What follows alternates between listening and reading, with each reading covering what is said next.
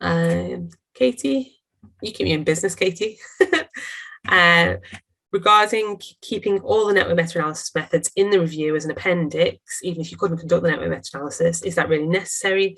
As presumably the protocol will still be available in the library even once the review is published. Always keen to cut down and work on. Yeah, I suppose you could always say that, you know, in future versions of the review you can you know, refer back to the protocol.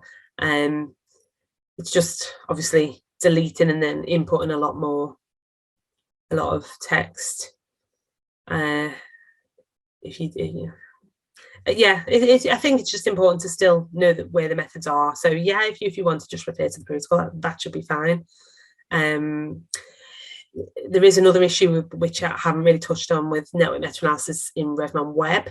If you have a lot of comparisons and a lot of studies, RevMan Web doesn't take it very well.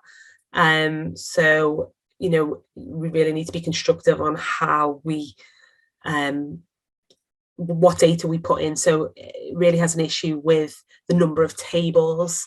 So, you know, if you've got sort of 250, 300 trials, so this isn't all reviews, but even in some standard intervention reviews, actually, if you have that many trials, RevMan Web does have a problem with it. So, you know, that we've had to work around that for now until that issue is resolved. But also with network meta-analysis, we find that there are a lot of tables and a lot of figures that are generated. So I think there was one I saw recently, there was 100 figures.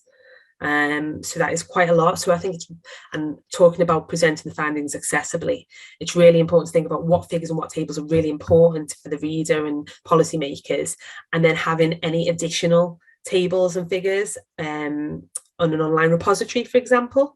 So that you can always link to that within the review, but have your main figures and tables obviously presented in the review. Thank you for sharing this topic. I'm wondering if we can access the slides. Yeah, this recording will be made available on the Cochrane Method Support Unit website. It'll probably be next week now, but this recording will be available.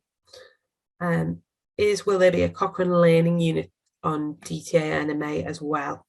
I can ask there's a separate diagnostic test accuracy editorial unit, so I can ask them, but I'm sure there is a Learning Live webinar on network meta-analysis and DTA. So if you email me that, I can find the link for you. So my email address is kdwan@cochrane.org. Where there are a large number of studies, how do you suggest presenting the COIs tables?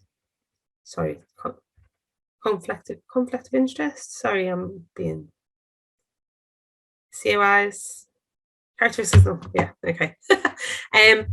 Okay, so with network meta-analysis, it's really important to think about the characteristics of included studies across the trial. Well, I mean, it is for all reviews, but because you're looking at whether the potential effect modifiers are balanced across the trials, it's important to look at that. So it might be worth presenting one table with it summarized. So I've seen some recently that have tried to do that, but they've done it by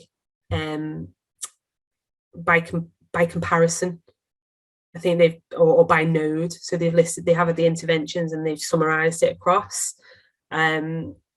Because yeah, if you've got 300 trials and then fill in all the included studies, it's not that helpful. I know Cochrane are working on another review format that hopefully will help with this, because network meta-analysis, although it fits into standard intervention reviews, it doesn't as well. So it's a bit tricky at the moment, but there are developments in the works.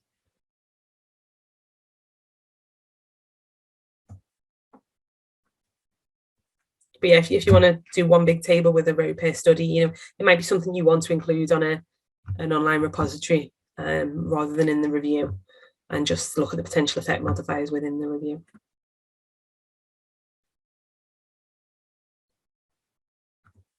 Are there any other questions? Does anyone want to speak and share their experience maybe with the review that they've done, or guessing that's a no.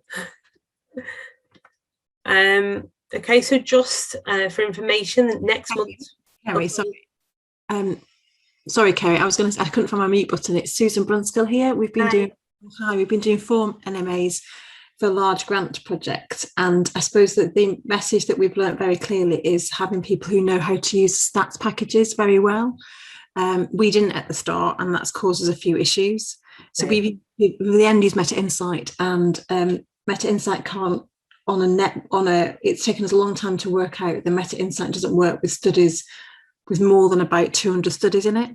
Right. On the website, you have to put it on a local drive to make it work, and that took a lot of it only came to light when somebody who was familiar with the package worked it out for us, if that makes sense. We couldn't work it out ourselves why it kept crashing out on us. Right. But I think the message I would always say is make sure that you work with somebody who's used the packages before, especially if you're naive to the programming and the stats involved. It will save a lot of heartache and headaches. Yeah. Thanks very much. That's a very useful tip. I'm just wondering as well, did you feedback to Meta Insight about that? We're on first name terms with Meta Insight. Right. Okay. Great. Clarice is well known in our group. We had many conversations with her about it, and they couldn't work it out either. It was somebody else who did it for us, because they couldn't work out why it kept crashing out when it was running an analysis. But yeah, they know. I don't know whether they can fix it or not, because we have 400 studies in one of ours, and it's that one kept crashing out. Right. Yeah, I mean, it's like obviously you've done the right thing in contacting the developers, because they're the people who know it best, and usually like with R and things there'll be an author with the code. So if there's an issue, if there's a problem, they're usually happy to try and help you resolve it, or they might already know the issue. So yeah, it's always definitely worth feeding back. Right, well, have a little thing, but just to plug next month's webinar, it's Joe Mackenzie and Sue Brennan, and they're talking about one of the public health projects that Cochrane funded at the end of last year, and this is the development of materials to facilitate implementation of methods for presentation and statistical synthesis when data are not amenable to meta-analysis. So some people talk about narrative synthesis or swim synthesis without meta-analysis. So it's when you have data, but you can't pool it together. What should you do?